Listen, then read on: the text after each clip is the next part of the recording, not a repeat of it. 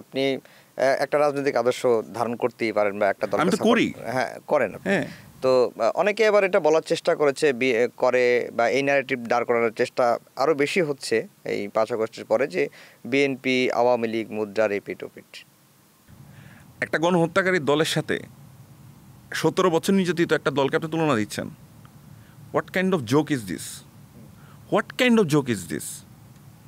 আপনি কি out of your sense, আপনি শুধু পলিটিক্যালি ওকে আটকাবেন বলে একটা চরম গণহত্যাকারী দলের সাথে, আপনি একটা লীগের সাথে, আপনি একটা যারা 17 বছর সবচেয়ে বেশি নির্যাতিত হইল, নিষ্পেষণের শিকার হইল, নির্যাতিত হইল, যাদের জীবন গেল, যাদের জীবন তছনছ হয়ে গেল, 60 লক্ষ মানুষ, 60 লক্ষ মামলা হইল নেতাকর্মীর নামে, 60 লক্ষ নেতাকর্মী, ইটস নট আ জোক।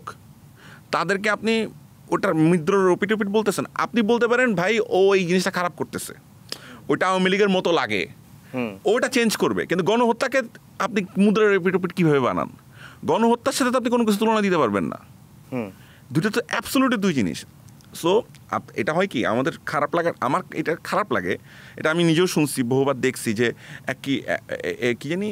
কি জানি স্লোগান আছে, কি মুদ্রার রিপিট ওপিট নৌকা ধান এসি, সেরকম টাইপের কি জানি একটা আছে, ঠিক আছে? তো একই টাইপের কথাবার্তা, এই ধরনের বুলশিট আলোচনা আপনারা করবেন যতক্ষণ পর্যন্ত আসলে আপনারা মনে করবেন যে এই দেশে এরকম ফাইজলামি লেভেলের রাজনীতি করা যেতে পারে, তখন আপনি বলবেন এই ধরনের কথাবার্তা। কিন্তু এইটা আমার মনে হয় না এইগুলো জনগণ খুব একটা খায়, আমার কাছে মনে হয় না। আমার কাছে মনে হয় যারা ভোটার, যারা বিশেষ করে যারা ইয়াং জেনারেশনের ভোটার, তারা খুবই সচেতন এবং সত্যিকার অর্থে কি তারা ক্যান্ডিডেটস দেখবে। এবার আমার কাছে মনে হয় তার ক্যান্ডিডেটস দেখবে, কমিটমেন্টস দেখবে।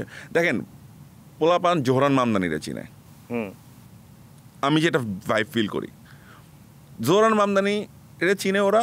সো ওরা জোহরান মামদানির ক্যাম্পেইন দেখে, ও আপনার গুনবে, আপনার আপনার আপনার ওই ওই ইয়া টাইপের ইয়া দিবেন। আপনি মনে করতে পারেন আচ্ছা ও তো চাঁদপুরের ছেলেটি, ও হয়তো নাও বুঝতে পারে না, ও রাস্তায় নাম ছিল হাসিনার বিরুদ্ধে, ও না বুঝলে নাম তো না। আচ্ছা ও তো নোয়াখালীর ছেলেটি, ও তো যশোরের ছেলেটি, ও তো নাও বুঝতে পারে। নো, ও অনেক ভালো বোঝে, ওরও ইন্টারনেট আছে। আপনারা যেটা করছেন, আমাদের বয়োজ্যেষ্ঠরা যেটা করছে খুব টেকনিক্যালি, সেটা হচ্ছে শিক্ষা ব্যবস্থাকে কখনোই খুব একটা গুরুত্ব দেন নাই। যদি এই দেশে শিক্ষা ব্যবস্থা গুরুত্ব থাকতো, তাহলে আমাদের কর্মশক্তি, আমাদের যে জনশক্তি, তারা আরও স্ট্রং হইতো, আমাদের ইয়াং জেনারেশন আরও বেশি সচেতন হইতো, আমাদের মানুষ এত সচেতন হইতো, রাজনৈতিকভাবে সচেতন হইতো। একটা জাতিকে আপনি রাজনৈতিকভাবে অসচেতন রাখার সবচেয়ে বড় পদ্ধতি হচ্ছে তাদেরকে আপনি অশিক্ষার মধ্যে রাখবেন, বিবেক বন্ধ করে ফেলবেন। অশিক্ষা দিলেই তো হইল, তো পড়াশোনা যত কম করানো যায়। হাসিনা তো এটাই করছে।